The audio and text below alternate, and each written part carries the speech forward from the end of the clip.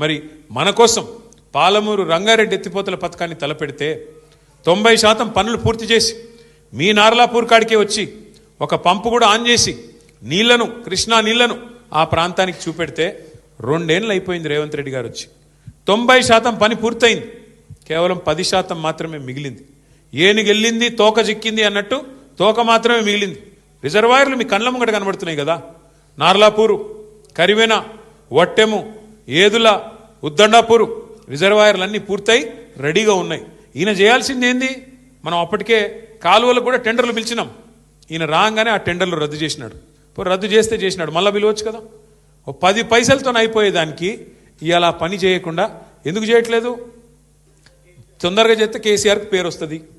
పాలమూరు రంగారెడ్డి కేసీఆర్ గారు కట్టిండని చెప్పి యాద్ చేసుకుంటారు కేసీఆర్కు పేరు వస్తుంది వాళ్ళ పాత బాస్కు కోపం వస్తుంది వాళ్ళ పాత బాస్ ఎవరో తెలుసు కదా మీకు ఆయన కోపం వస్తుంది నువ్వు మా నీళ్ళు ఎట్లా తీసుకుపోతారా నువ్వు మా చెంచగాడు లెక్క ఉండాలి కానీ పెద్దోళ్ళలాగా యాక్టింగ్ చేస్తున్నావేంది ఆయన కోపం వచ్చి తురుకుంటాడా అందుకే ఆ భయంతో ఇవాళ మొత్తానికైతే కాలమూరును ఎండబెట్టే ప్రయత్నం పండబెట్టే ప్రయత్నం చేస్తున్నాడు